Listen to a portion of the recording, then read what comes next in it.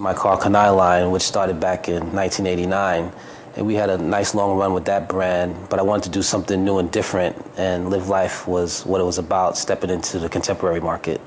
How did you get the financing for this new venture? Luckily, we've had a successful business with Carl Kanai, and I was able to, put away a lot of good money.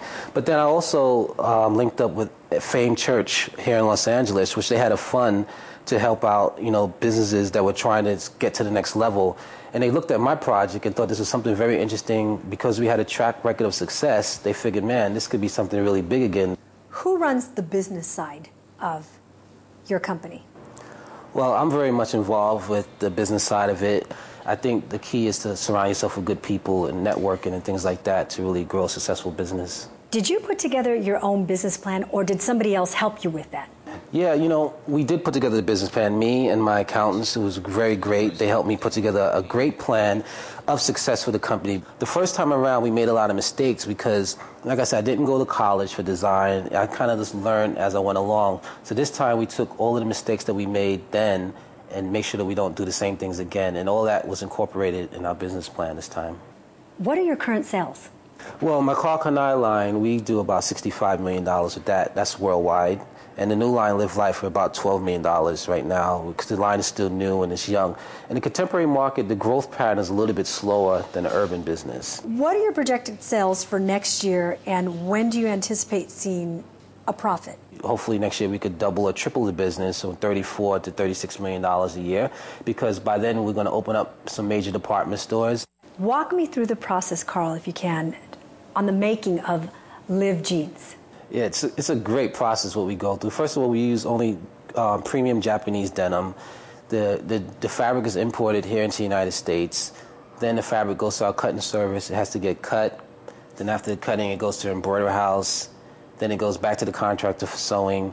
And then the most unique part, and we look at it as like a pair of jeans going through surgery, because after it comes out of sewing, it goes to our wash facility, and each jean goes through an 18-hour process to become what it is. Once you could appreciate what the jeans go through, and people into high-end denim, they could see the value of why the jeans cost as much as they do. Carl, what trends affect your business from the creative and or the business point of view? This market is all about trends. Like you mentioned earlier, now the straight legs are in. And that's a style of jean that we had to jump on that really quick and be on point with it. And not only that, you have to do the right type of straight leg. One thing, Carl, that I find fascinating about your business is that all of your production is done here in California.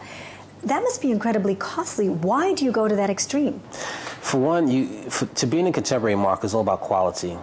And to control your quality, you have to be on top of it. Here we can control it, we can be on top of it, and the turn time is a lot quicker too. We could turn a production in 45 days. And it's all done here? All done here, yeah. How do you market your jeans?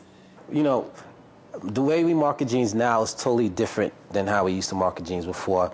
Our jean denim line now is very Hollywood celebrity driven. We have everything from Jessica Simpson to Misha Barton to Ashley Simpson, and the list goes on of celebrities that's into our product. And we get a lot of shots of the celebrities in the weekly magazines wearing our clothes, and we get a lot of editorial too, and like in the Lucky's and the Mademoiselle and the Elle magazine. So I think that means a lot more, because people want to see actual normal people wearing the clothes as opposed to an ad. I think it just applies to the customer a lot better when they see it freely in a magazine, and we've seen the reaction to it when we see those type of editorials for us. What are your greatest opportunities in this industry? My greatest opportunities, I would say the fact that you could have an idea today and come up with a concept, and tomorrow you could really bring it to life. I mean, if I had a new design idea, that tomorrow I could really bring it into reality, because we have our own sewing room and cutting facility. And 3 months later, you could actually see something that you thought about in the stores and actually see people wearing it. So I think the opportunities it's nonstop, because you could do anything pretty much that you want to do once you stay focused. And I think it's great to know that you could do what you want and have fun at what you're doing and really just put it out there on a worldwide level. You have been known as the godfather of urban clothing.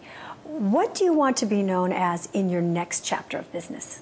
I want to be known as maybe, like, I would say the comeback kid, or the kid that did it again, because like I think that we've accomplished great things on the urban market, but it's really unheard of for someone to step from that arena, step in contemporary, and get to the top again. And I feel like we're on the road to doing that again. And I think it's important that we become successful because we open up the doors for so many other young people in the urban market, because there was never any young designers. I was the first one to come out there and make things happen, and we inspired a lot of people to do it. And now if we become successful in this industry, it'll show people that you don't have to stop there. You could go on to bigger and better things as well.